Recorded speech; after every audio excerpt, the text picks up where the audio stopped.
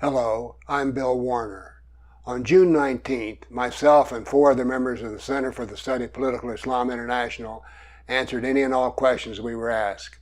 What follows are the questions and our answers. Thank you. How is the best way to approach politicians within my country with my concerns on infiltration of, this is meant probably political Islam, into the country of the person who is asking it, yeah, a country in this case. So how to approach politicians with my concerns of the infiltration of, and here probably lady means, of political Islam into the society of a specific country. Somebody would like to take it? Przemek, you can start today with the next one. I would give this one to Norli for sure. Okay, hello Nor. I would give it to Bill, but what Bill always suggests to us, he gives us the advice to ask them questions, because you have to know that most of these people, they have no idea who Allah and who Muhammad are.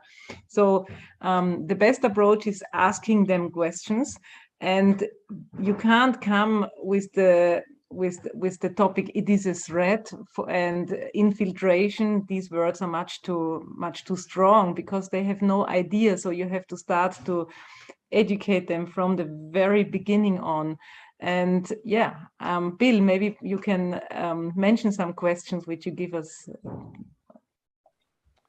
My favorite question to ask anybody is, where do you find expert advice when it comes to Islam? Most of the politicians that you're going to talk to have already had a presentation, a dawah presentation, as to explain to them what a wonderful, beautiful religion of peace Islam is.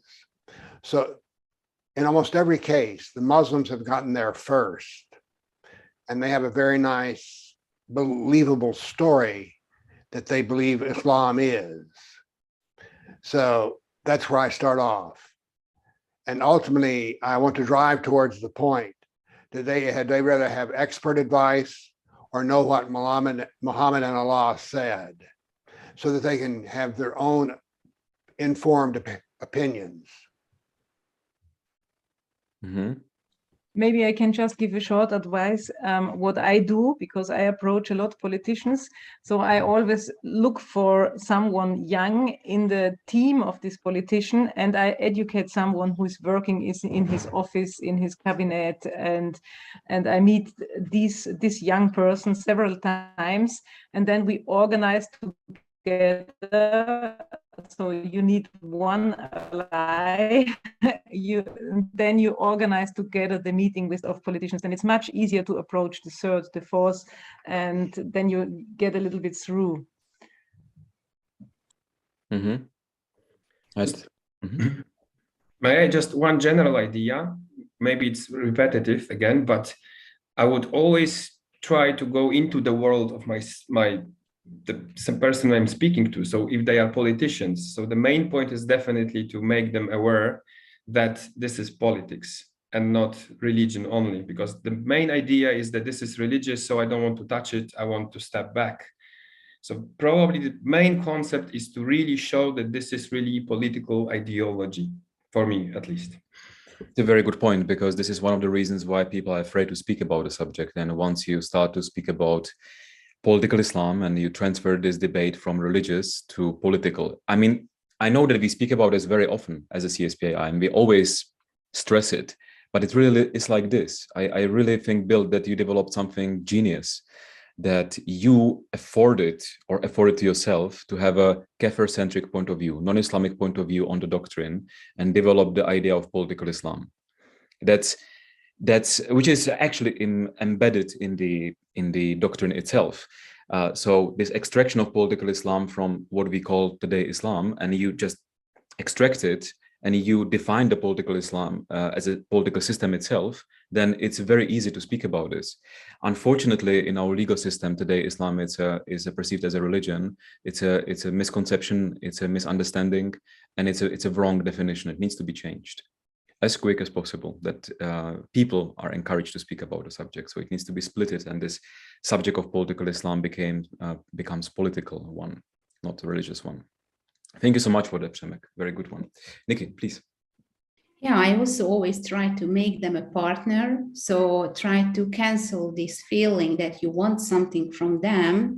You actually can help them. Yes. So you are there to have their work. You can be their partners and you can give them methods. And the other thing is that they always coming from the other extreme. So when you open up this topic, they have misconceptions about being on the far right or being phobic or whatever they had implemented in their head.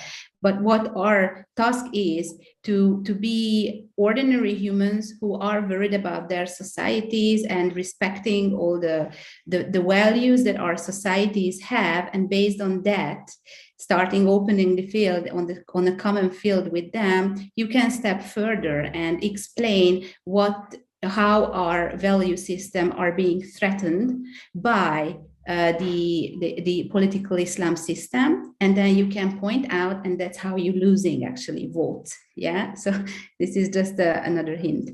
I have one more thing to this, that I spoke also with many politicians who are left-wing, right-wing, center, doesn't matter from where, but usually when politicians decide they adopt the idea, okay, political Islam is something what I need to deal with, how I will speak with other people. These are also many politicians who already understood that political Islam is a threat to the civilization they are representing. So they start to think, okay, what to do about this? And they have a tendency, and this is one thing what you have to explain to them too, when they once decide to speak about this, that they should not attack the ideas of the opponent, of the political opponent. Many times they go and they start to debate about political Islam, and also they start to attack the core ideas of the, for example, political left if they are political right, or political left attacks the ideas of political right. I give an example. Somebody can come and say, political Islam, okay, but I disagree with, I don't know, it can be a left-wing politician and can disagree with, let's say, small state impact on the society, or disagrees with high taxes, and they usually take it together, the subject of political Islam, into their talk, and then the person rejects sometimes political Islam only because it's not the only topic they speak about. And we have the same from the right-wing politician. They come to the left-wing politician, they say, I am against, you can think about any left value, what is there, and then they embody again political Islam into the talk, and the person on the other side rejects them. So what I suggest usually to left, right, and center politicians to speak about political Islam only. If I perceive it as a problem, go to the people and exclude any other topic. And the other topics, we make a big red line or fake line, and then we speak about taxes, okay? Big, small, etc. That's a very good thing. There's the next question. How do I approach local churches with the info I know on Islam? And again, we speak about political Islam. So I'm actually reading here the questions, and usually I read here the word Islam. And the best, I mean, we really wish that people who are following us here and asking the questions will learn that you really speak about political Islam, because that's what you would like to approach the churches about. That's what we would like to approach the politicians with. So again, how do I approach local churches with the info I know on, here's Islam, but we would say political Islam. I have read much of Dr. Vonne's work, just finished auditing masters in Islam with some probably author, I don't know this name. So the question is how to approach local churches. Eleanor, you have a lot of experience. I just quickly, because there is another question from the same person, how to convince children or in school, and I would not go to convince them. I would tell them about Muhammad's life story. And this is also very interesting for the churches, because most of the representatives of the churches, they don't know anything about Muhammad's life. So just tell them, if they know, if they have read the Sirah of Ibn Ishaq, if they have ever looked in it, and give them the authentic source, give them the link to the Sirah of Ibn Ishaq translated by Guillaume, because they can understand that. And I would talk about Muhammad. Nikki? I think it's important to avoid theological comparisons. It's very often happening that when you open this topic, this going to that direction, that they want to see what is the differences between the Bible and the Quran and going deeply in theological questions. It only makes sense if this theological question is about a value which is threatened by political Islam.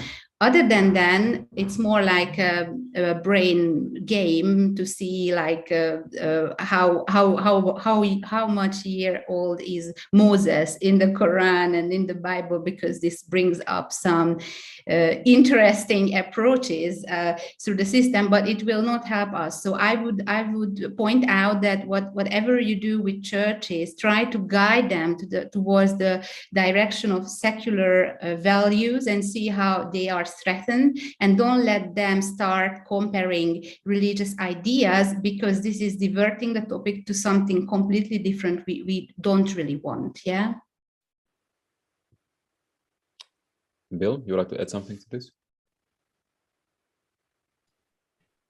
Another subject to bring up is that of history, because most Christians have no idea, for instance, that Iraq used to be Christian. Iran used to be half Christian. Egypt used to be Christian. Turkey used to be Christian. Iraq, and on and on. And this is a somewhat neutral path, but it's also bringing in new information. So I find that it's very useful to teach Christians the history of Islam and to point out how this history is still going on in Africa today. So I think that this is also a good point to bring up. There's very little known about that. It's actually how much the Christian communities in Africa are being under the influence of political Islam. And if I'm dealing with religious leaders, I will also ask them the question, what are you doing to support the Christians who are being persecuted in Africa today or the Middle East?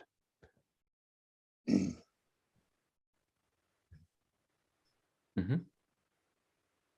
Just one small thing to add. I'm originally from Hungary, and in this country, the government established a separate department within one of the ministries which dealing with the persecuted Christians as a topic. And I think this is an answer on what Bill said, that this is a good topic to open, but there what I experience, and that is interesting, that whoever dealing with persecuted Christian in a majority Islamic countries, they're losing the faith in changing the system, and they are only trying to find solutions to survive. So what is important to point out also with the churches, that in a Christian or secular majority society, we still have the chance to stop and limit political Islam and Sharia. So, and persecution is also going on within these societies. So, and the other big topic which always comes up is those people who left Islam and changed religion into Christianity. And this is a big topic as well, which very often coming up when you're approaching churches. But, you know, this is one of those kind of extreme sport activity that you don't really leave Islam because it's a penalty of death. So these communities are very protected and protective. But what I want to point out here, that if you know any communities, Christian communities who dealing with Christian converts, they have a lot of knowledge to hand over to their Christian. And this now I would say, and now this most important thing, now Nikki we will have a break, and Nikki will say, and that was the most important thing I ever said about this topic, and I will never repeat it again as I said it. No. Okay, let's keep Nikki here. Probably internet connection broke. And let's go to another question. Or do you want any one of you to add something to what Nikki said? Okay. Mm-hmm. There is something interesting. It's maybe for Bill, because it's about India, and you gave a lot of interviews in India. And the question is, we Kafirs in India are under the threat of, and here's again written Islam, we would say political Islam, how to face the threat. How to face the threat, specifically a person from India is asking on that subject.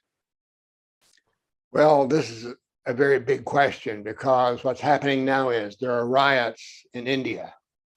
and the riots always result in dead Hindus. The Hindus at least have a historical memory because it was so recent. In 1947, I think it was, Pakistan was taken away from India to become its own independent country. So that is within historical memory. So I find that the Hindus are more on top of the danger of Islam than anyone else. There's right now in particular problems in Kashmir. This has been going on for a long time.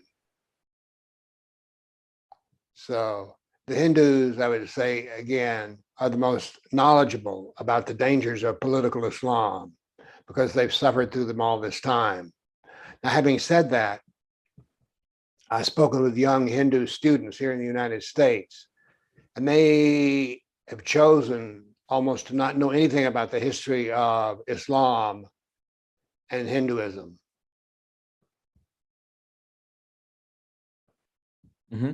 So you would go back to the history. That was kind of because there is a historical memory. It's something what could be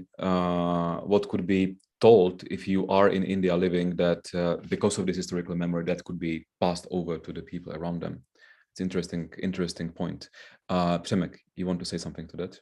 Just a very short footnote to this, that so probably the best tool is education again. So really make people aware about the ideology itself. We've talked about it. It's not only religion, it's also politics, and also the history, because this is really the eye opener for people. Yeah, because how to face the threat is kind of like you can approach it from different perspectives. And for me, of course, this is education. The more people will be aware of what they deal with, of course, there is a greater chance to stop the riots, or even make some profile, how do you call it?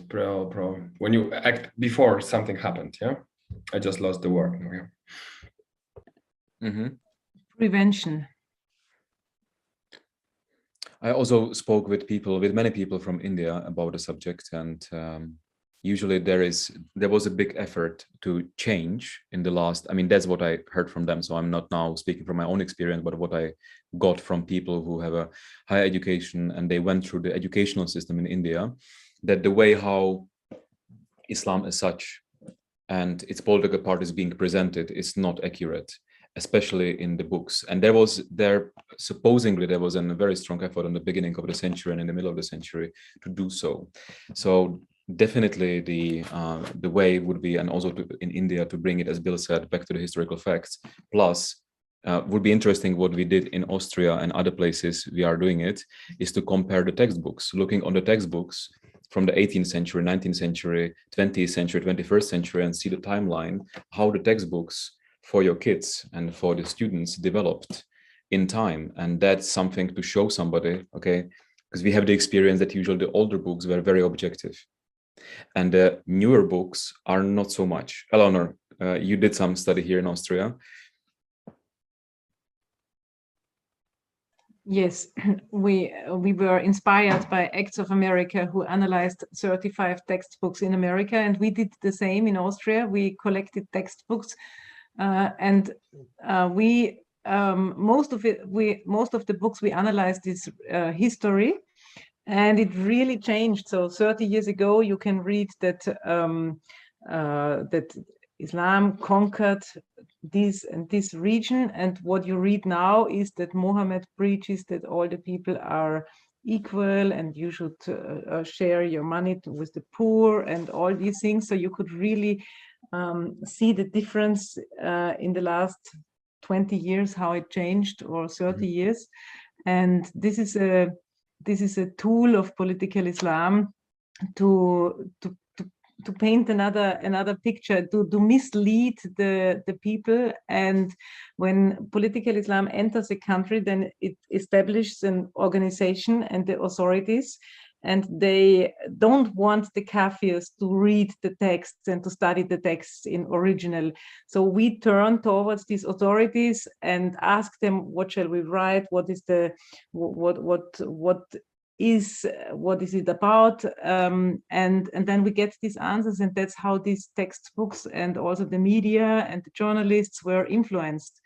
In America, there is also a book which is Islam for journalists, with all the recommendations how to present Islam in the newspapers. So you have to go to do some research about that. What we are doing, we are preparing also a guide for everybody. It will be soon published about how to approach the subject and understand the words, and it will be actually interesting maybe to do for everybody next time the lecture on objective naming, and then have questions and answers. Maybe we can ask Jose to do it, and then we all can be together and give the answers to that lecture so that we can combine it. Let's do it. I think that we have a lot of requests.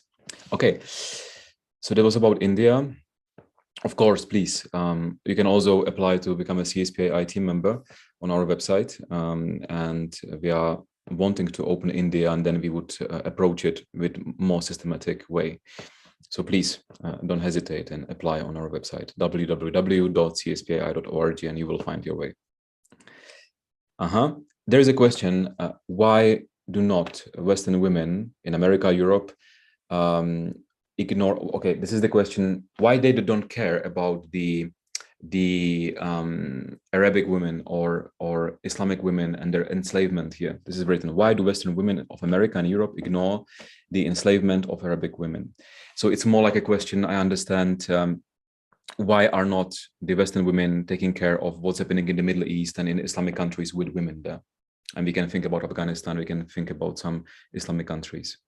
I would give the word to ladies to answer this question. Nikki, please, if you can start.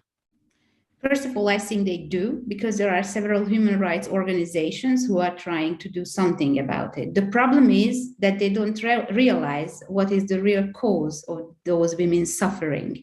And this is rooted in the doctrine of political Islam. So basically what we do, for example, when we create a report, we always go back to the doctrine and collect out all the verses which are affecting the life of women. Now, what is interesting also is that enslavement is not only coming in the picture when we talk about Arabic ladies. And when you say Arabic, you must keep in mind that you're sometimes talking about Christian women. So I'm not sure what the one who put the question up really meant, but there are several topics to deal with here, and enslavement of Kafir women is a reality up today. And also it's you have to understand, according to the doctrine, that Muslim women cannot be enslaved, because a Muslim woman is not a Kafir woman, and slaves are used to be in Muhammad's time, those ladies who are not taking on the religion. So every society where Islam took over, there were in the society several different layers, and those who were not taking on the religion of Islam, they also fell under the political Islam system and Sharia. And it was not happy times, not until today either, for those who are not Muslims, but Kafir women under the Islamic political system. I want to add something, because I'm the Western Europe. So in Austria and Germany and the other Western countries, we are confronted with a lot of violence against Kafir women. And I really want to encourage you, because this is also the source of this violence against Kafir women. We find in the political Islamic doctrine against the Kafirs, who are women, Kafir women, according to the doctrine. It would lead too far, but what we know, we also have to deal with the hijab, which is the sign for the Islamic women, to compare them differentiate it with the other women who count as sexually available, which we see in our countries a lot, that Kafir women are violated, because according to Allah and Muhammad, Kafir women can be enslaved. They count as captured women, and Allah definitely allowed Islamic warriors to rape Kafir captured women. So we should go into the research and connect what is happening in our countries with the Kafir women to the doctrine of political Islam, and not, we should not see that there are the perpetrators and maybe we didn't integrate them well. So if we look at this problem through the doctrine of political Islam, then we can easily find the source of it, and we can easily defend ourselves. Mm-hmm.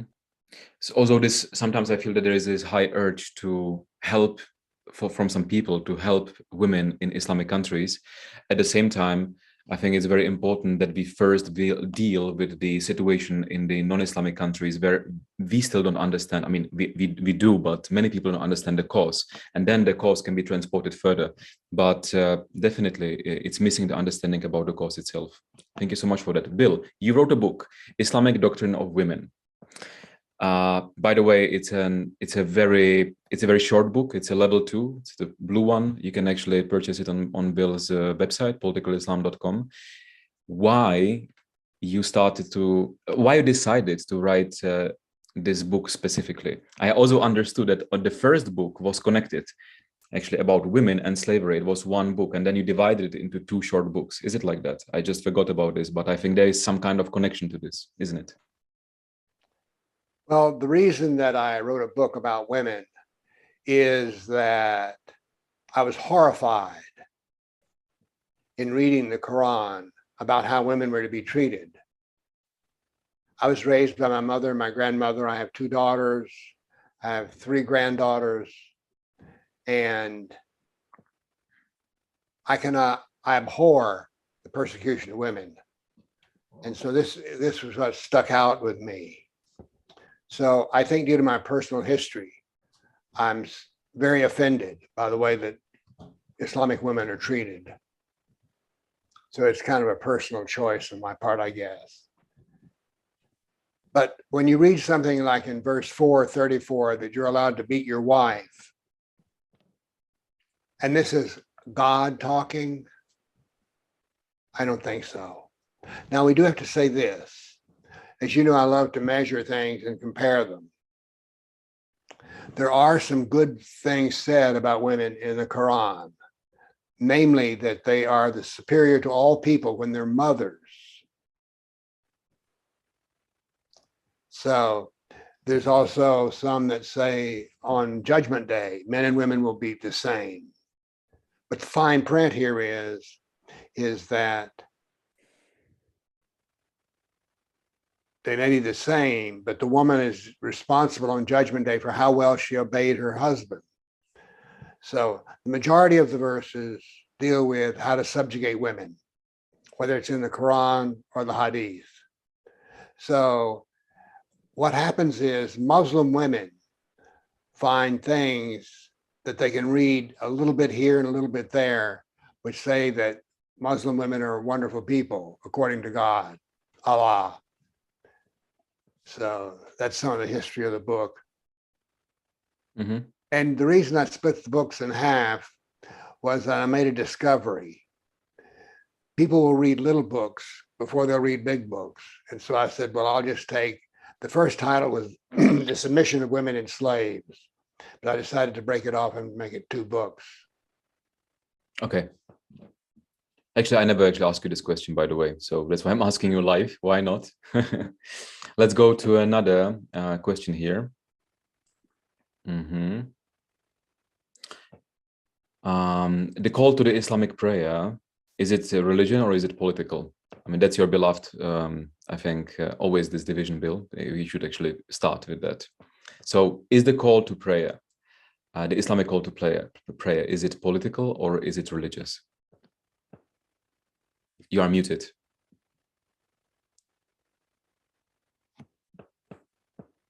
The answer to your question is yes. It is religious and it is political. It's political because it's an assertion of power. I would say to that there's also a difference between if the call is done in an Islamic country and also if the call is done in the, I mean, of course, it's both at the same time, as Bill said, But also, if this is in a non-Islamic country, it is also an additional element of the dominance, because usually it's done from the minaret and from coming from out of the mosque, which is in the non-Islamic territory, and therefore it has a certain symbolism and additional symbolism. Because when there is an Islamic country, it's already the Islamic political system is being adopted there. So it has a, let's say, more like a keeping function, while in the non-Islamic country it is also the symbolic function. And also, when we come to the mosques, by the way, I was now elaborating on this for a long time. Mosque is something what people think it's a religious house. It's something like a church or a temple of any kind of different religions. But there is much more to mosque than people know. And people also need to understand that the mosque is kind of a miniature of a state, because everything was done in the Muhammad's time, and we know that every single person should, according to the doctrine, imitate or behave according to the example of Muhammad. So what Muhammad did there, he was doing the not only the prayers but also the judgments. It was a place from where the wars were being led, jihad was being led. It was the place where the family matters were sorted out, etc. So mosque is far from just a religious house. It has much more wider meaning, and also it needs to be understood. Therefore, it cannot be compared to other religious buildings. Yes, please. Especially for those who still are kind of doubtful, I do recommend an article or a paper which you can find on internet about how the mosques were used during the revolution, attempted revolution in 2016, where we could really see how the state used in Turkey. In Turkey, yeah, Turkish. How the mosques were used basically as a kind of like a political points of how to defend the state against this revolution. Yeah. So then you can see really, and there is the whole paper about it, so you can find it on internet. You see that this naming of the words and the meaning of the words, what is Islam, that people think it's a religion, that mosque they think is a church, they make this kind of equal sign to this. I mean, that's something what we need to explain to people, that this is not like this. There is much more to it. Mm-hmm. Anybody else have something additional to that question about what is public? Bill also speaks about a lot about this, that a prayer, for example, which is done and stops the traffic, the act itself, the motivation, it's maybe religious on that way, but the effect is political, because if you stop the traffic on the streets, it has a political act with a religious motivation. You spoke about it. Yeah. Mm-hmm. Maybe just if you want, you can also go into the content of the call to prayer, because it's Allah is the greatest and Muhammad is his prophet. So let's go into the life of Muhammad and into the words of Allah in the Quran, and then we can see if this is political or not political.